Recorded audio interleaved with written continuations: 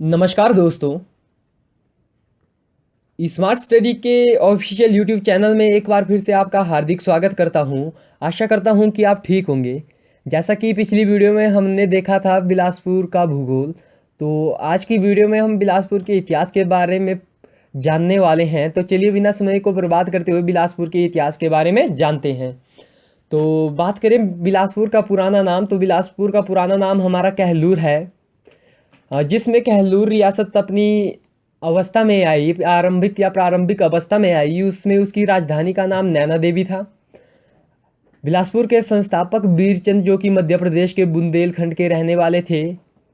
बीरचंद के पिताजी का नाम हरिहर चंद था, जो 17वें चंदेल शासक थे। हरिहर चंद के 5 पुत्र थे, जिनके नाम बीरचंद, गंभीर चंद, सबीर चंद, सुबीर चंद और गोविंद चंद था। माना जाता है कि हरिहर चंद गोविंद चंद के पास शासन सौंपकर अपने बाकी के 4 पुत्रों के साथ ज्वालामुखी देवी के दर्शन करने के लिए गए थे। वहां पर उनका स्वागत कांगड़ा के राजा ने करा। कुछ समय के लिए हरिहर चंद कांगड़ा के राजा के पास रुके। ऐसे में इन दोनों की सेनाओं के बीच में प्रतियोगिताएं, खेलों का आयोजन किया गया। इन प्रतियोगिताओं में हरिहर चंद की जो सेनाएं थी वो विजयी होती गई, जिस कारण उनकी सेनाओं में और राजाओं में द्वेष फैल गया। तो क्या किया कांगड़ा के राजा ने गोविंद चंद को, माफ़ कीजिएगा, हरिहर चंद के बेटे सुबीर चंद को छल से मरवा दिया। तो दोनों राजाओं में लड़ाई होती है, तो दोनों राजा एक दूसरे के साथ लड़ झगड़ कर मर जाते हैं। तो आगे देखते हैं कि जो बिलासपुर का नाम कहलूर कैसे पड़ा। तो इसके पीछे जो 2 जनश्रुतियाँ हैं। तो पहली है कि नैना नाम का एक गुर्जर होता है, वो बीरचंद के पास जाता है और बोलता है कि महाराज, मेरी गाय है, मेरी गाय ने एक पत्थर की शिला के ऊपर अपना दूध कर दिया है, दूध दे दिया है। तो बीरचंद जब गया, तो बीरचंद ने जब उस शिला को हटवा दिया गया, तो वहाँ पर दुर्गा की मूर्ति निकलती है। तो उसी पर वहाँ पर नैना देवी मंदिर का निर्माण किया जाता है। ये हमारी पहली जनश्रुति है। अगर दूसरी की बात करें, तो कहलू नाम की एक गुर्जर थी। वो बीरचंद के पास जाकर बोलती है कि महाराज, मेरी बकरी एक शिला के पास घास चर रही थी, वहाँ पर अचानक एक बाघ आता है। वो बाघ 3 बार उस बकरी पर झपटता है और बकरी तीनों बार उसे अपने सिंग से पीछे फेंक देती है। तो बीरचंद ने उस कहलू गुर्जर के नाम पर वहाँ पर कहलूर किला बनाया। तो दोस्तों, अब आपको बताना है कि आपको इन दोनों जनश्रुतियों में कौन सी जनश्रुति सही लगी, कि जिसके कारण कहलूर, बिलासपुर का नाम कहलूर पड़ा। तो आगे देखते हैं स्थापना। तो वाल्टर हैमिल्टन ने कहा कि बीरचंद ने कहलूर की स्थापना 1390 ईस्वी में की। ये मैं नहीं कह रहा, ये वाल्टर हैमिल्टन ने कहा कि 1390 ईस्वी में की। फिर पुस्तकों में लिखा गया है कि पुस्तकों के नाम आप पढ़ लें कि Bilaspur past and present, Bilaspur gazetteer, Chandravansh Vilas, Shashivansh Vinod के हमारे जो राइटर है वो गणेश सिंह है। Bilaspur past and present, Bilaspur gazetteer, Chandravansh Vilas, Shashivansh Vinod के अनुसार बिलासपुर यानी कि कहलूर की स्थापना 697 ईस्वी में हुई। एक और पुस्तक है दोस्तों, history of Punjab hill state के अनुसार, जो कि हरिसन एंड बोगल ने लिखी। हरिसन और बोगल 2 इंसान हैं, उन्होंने लिखी। उनके अनुसार कहलूर की स्थापना हमारी 900 ईस्वी में हुई। अगर अब आप कहेंगे कि हम कौन सी डेट को सही माने, तो 697 ईस्वी वाली हमारी सही हो जाती है। आगे देखते हैं बीरचंद के बाद के राजा, हमारे बीरचंद के बाद के कौन कौन से राजा हुए। तो पहला राजा हमारा कहलचंद हुआ। तो कहलचंद के पुत्र का नाम अजय चंद था, जिसने हुंडूर यानी कि वर्तमान में नालागढ़ की स्थापना की थी। नालागढ़ हमारा सोलन में पड़ता है। कहलचंद अपने परिवार का 6ठा वंशज था। इससे ज़्यादा हमें कहलचंद के बारे में और कुछ नहीं जानना है। मेघचंद के बारे में बात करें, तो मेघचंद एक अत्याचारी और कठोर राजा था। इसके अत्याचारी और कठोर शासन के कारण जनता ने इसे रियासत से निकाल दिया। जनता ने जब इसे रियासत से बाहर निकाला दोस्तों, तो इसने कुल्लू में शरण ली। वहाँ पर अपने चाचा मलदरोल और इल्तुतमिश की सहायता से इसने अपनी गद्दी को वापस प्राप्त किया। मेघचंद के बारे में भी हमें इतना ही याद रखना है कि ये क्या था, अत्याचारी राजा था, जनता ने निकाल दिया और इल्तुतमिश और मालदरोल की सहायता से अपनी गद्दी वापस प्राप्त की। आगे देखें तो अभयसार या अभिचंद चंद। तो इसके दो किताबों में अलग अलग नाम थे, मैंने दोनों नाम इकट्ठा लिख दिए हैं। जिस नाम को पढ़ने में आप सहज महसूस करें आप उस नाम को याद रख सकते हैं। तो इसमें मेन पॉइंट ये हो जाता है कि सिकंदर लोदी का समकालीन था हमारा विसंत चंद या अभिचंद चंद या अभयसार चंद। तो इसने तातार खान को भी युद्ध में हराया था। ये 2 पॉइंट इसके बारे में याद रखने हैं। ये जगमोहन बलोखरा के नोट्स हैं दोस्तों। संपूर्ण चंद की बात करें तो संपूर्ण चंद को इसके भाई रतन चंद ने मरवा दिया। क्यों मरवा दिया, इसके पीछे अगला पॉइंट है। संपूर्ण चंद की पत्नी कांगड़ा के राजा की बहन थी। तो कांगड़ा के राजा की बहन थी, तो कांगड़ा के राजा ने संपूर्ण चंद से दहेज के रूप में कुछ रियासतें मांगी थी। संपूर्ण चंद उसे देने के लिए तैयार हो गया था, लेकिन रतन चंद यह मानने को तैयार नहीं था, इसलिए इसने अपने भाई को मरवा दिया। तो अपने भाई को मरवाने के बाद यह स्वयं गद्दी पर बैठा, तो अगला राजा हमारा रतन चंद हो जाता है। ऐसा माना जाता है कि रतन चंद के शासनकाल में जो हमारे उसमें के दिल्ली के सुल्तान थे वो हमारे कहलूर में आए थे, बिलासपुर में आए थे। माना जाता है कि ऐसी जनश्रुतियाँ हैं कि दिल्ली के सुल्तान और रतन चंद दोनों जंगल में सैर करने के लिए निकले थे। सैर करने निकले तो एक शेर जो है दिल्ली के सुल्तान के ऊपर झपटा मार देता है। तो रतन चंद दिल्ली के सुल्तान की जान बचाने के लिए दिल्ली के सुल्तान की ही तलवार निकालकर शेर के 2 टुकड़े कर देते हैं, जिससे खुश होकर दिल्ली के सुल्तान ने खिल्लत के रूप में रतन चंद को 1.25 लाख रुपए और अपनी तलवार दी थी। आई होप आप समझ गए होंगे। आगे देखते हैं ताराचंद। तो ताराचंद के बारे में ज़्यादा कुछ नहीं है, यही है कि इसने तारागढ़ किला और तारा देवी मंदिर का निर्माण करवाया। आगे देखते हैं ज्ञानचंद। ज्ञानचंद के शासनकाल में हमारी बिलासपुर यानी कहलूर रियासत मुगलों के अधीन आ गई थी। अकबर का समकालीन था हमारा ज्ञानचंद।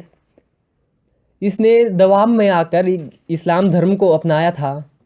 इसके 3 पुत्र थे जिनके नाम राम, भीम और बीकचंद थे। इसके 2 पुत्रों राम और भीम ने इस्लाम धर्म को अपनाया और बीकचंद ने हिंदू धर्म को अपनाया। ज्ञानचंद का मकबरा आज भी हमारे पंजाब के कीरतपुर में है। आप कभी जाएं तो आप देख सकते हैं। बात करें अब बीकचंद की, तो 1600 ईस्वी में बीकचंद ने राजधानी नैना देवी से बदलकर सुनहानी कर दी। ये भी मेन पॉइंट हो जाता है। मेन पॉइंट तो आपको आगे जब हम MCQ करवाएंगे तो MCQ में क्लियर हो जाएगा। आगे कल्याणचंद के बारे में देखते हैं। तो कल्याणचंद ने हंडूर की सीमा पर किला बनाया, जिससे दोनों रियासतों में युद्ध हुआ, द्वेष बढ़ गया, युद्ध हुआ तथा हंडूर का राजा मारा गया। कल्याणचंद की मृत्यु का स्थान आज भी कल्याणचंद की दरबारी के नाम से जाना जाता है। ये ददवारी नहीं दरबारी है।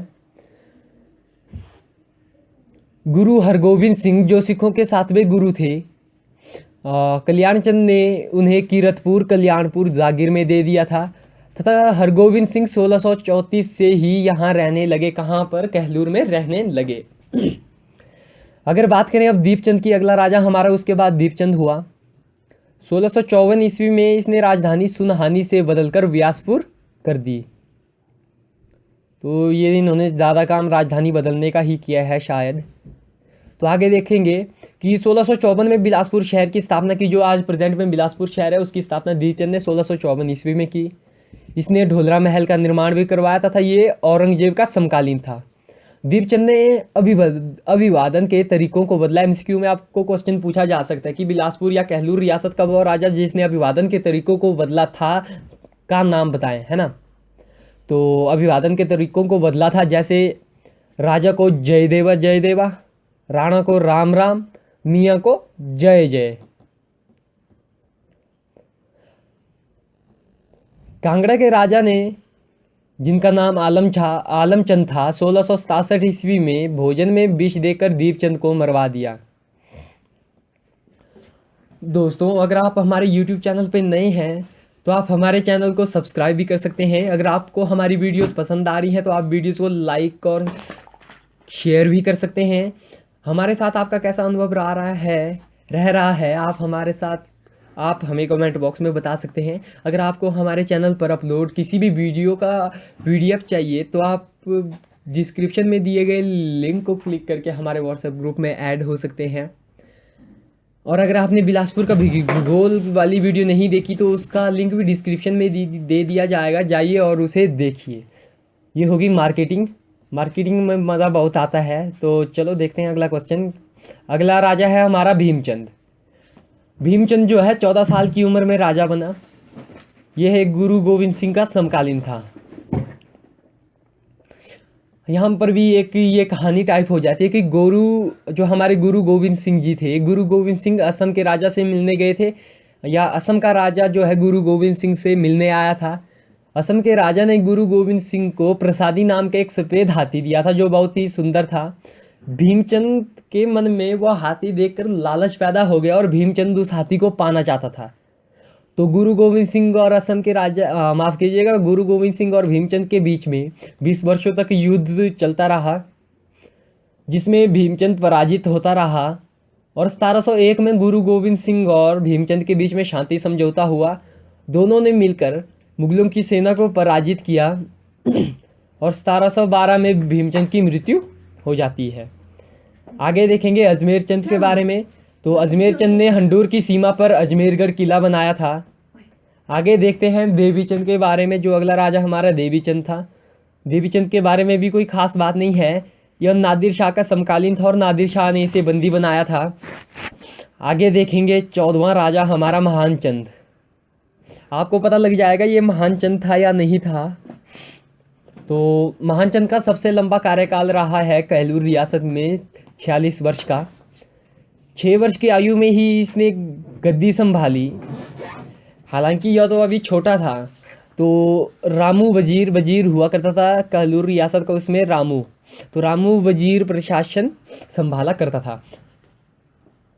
1783 में रामू वजीर की मृत्यु हो जाती है, जिसके कारण वीरचंद ने जिन 12 ठकुराइयों को अपने अधीन करा था, 1793 में सोलन की 12 ठकुराइयों ने स्वयं को स्वतंत्र कर लिया, क्योंकि उसमें जो है महान चंद अभी छोटा था और शासनकाल किसी योग्य हाथों में नहीं था शासन।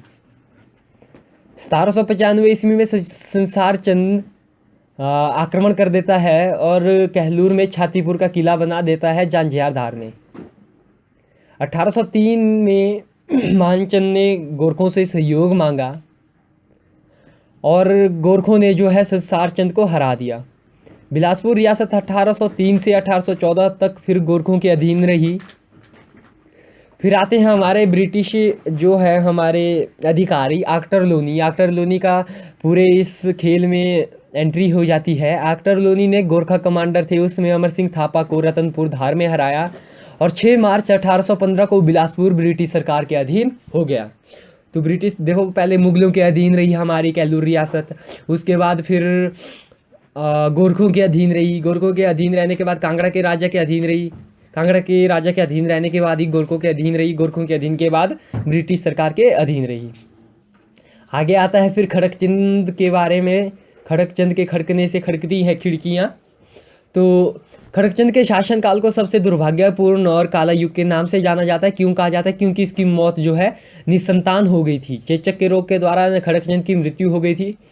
खड़कचंद के शासनकाल में 2 विदेशी यात्री हमारे कहलूर रियासत में आए, जिनमें से एक जर्मन यात्री था बेरन हेगल 1835 में आया। अंग्रेज़ यात्री था हमारा विग्ने जो 1839 में आया। इसकी मृत्यु के बाद, किसकी? खड़कचंद की मृत्यु के बाद मियाँ जंगी को प्रशासन का कामकाज सौंपा गया मित्रों। तो खड़कचंद की कहानी तो यहीं पर ख़त्म हो जाती है, लेकिन कहलूर के राजाओं की कहानी यहाँ पर ख़त्म नहीं होती। इसके चचेरे या मौसेरे भाई को फिर राजा बना दिया जाता है जगतचंद को। जगतचंद के समय अंबाला का पॉलिटिकल एजेंट हमारे जॉर्ज रसल क्लार्क थे। जगतचंद एक धार्मिक किस्म का व्यक्ति था। अपने बेटे की मौत के कारण अपने पोते हीराचंद को गद्दी सौंपकर ये वृंदावन चला गया। आगे देखेंगे हीराचंद। देखेंगे कि इसने काम भी हीरे वाले किए हैं या नहीं किए हैं। 1857 की क्रांति में अंग्रेज़ों की सहायता की। तो 1857 की क्रांति में इसने अंग्रेज़ों की सहायता की। कहलूर रियासत के कहलूर रियासत के इतिहास का स्वर्ण युग कहा जाता है इसके शासनकाल को। मतलब इसने हीरे जैसे काम किए हैं। भू राजस्व प्रणाली शुरुआत की इसने। भू राजस्व प्रणाली की शुरुआत की, जिसमें भूमि कर का कुछ भाग उपज के रूप में तथा कुछ भाग नकद के रूप में लिया जाता था, मतलब रियायतें दी गई लोगों को, जनता को। 1877 में दिल्ली दरबार में 11 तोपों की सलामी हीराचंद को दे दी गई। 1882 में इसकी मृत्यु हो गई। आगे बढ़ते हैं, अमरचंद के बारे में जान लेते हैं। अमरचंद के शासनकाल में गेहड़वी में झुग्गा आंदोलन और बिलासपुर में दुम आंदोलन हुए। इसने 1885 में देवनागरी लिपि में अभिलेख रखने और देवनागरी लिपि में कामकाज करने के आदेश दिए थे। आगे देखते हैं हमारा विजय चंद के बारे में। तो विजय चंद ने 1900 ईस्वी में रंग महल का निर्माण करवाया था। जैसा कि हमने ज्योग्राफी में भी पढ़ा था कि ग्रीष्मकालीन राजधानी विजयचंद की बहादुरपुर थी, जो बिलासपुर का सबसे ऊंचा स्थान था। 1983 मीटर इसकी हाइट है। प्रथम विश्व युद्ध में अंग्रेजों का साथ दिया था। अंग्रेजों का साथ देने के कारण अंग्रेजों ने इसे KCIE और मेजर की उपाधि प्रदान की। विजयचंद ने न्यायिक प्रणाली में सुधार किया तथा पानी की सुविधा में सुधार किया और प्रदान की। आगे है हमारा लास्ट शासक आनंद चंद। जो हमारे आनंद चंद थे दोस्तों, ये महात्मा गांधी के शिष्य थे और बिलासपुर रियासत के अंतिम शासक के रूप में इन्हें जाना जाता है। 9 अक्टूबर 1948 को बिलासपुर ग श्रेणी का राज्य बना तथा 12 अक्टूबर को बिलासपुर को मुख्य आयुक्त क्षेत्र बना दिया गया, जिसके पहले मुख्य आयुक्त आनंद चंद को बनाया गया। हमारे दूसरे श्री चंद छावड़ा बने थे। 1 जुलाई 1954 को बिलासपुर का हिमाचल के 5वें जिले के रूप में विलय कर दिया गया तथा आनंद जो है पहली लोकसभा के लिए निर्विरोध चुने गए। 1957 में हिमाचल से और 1964 में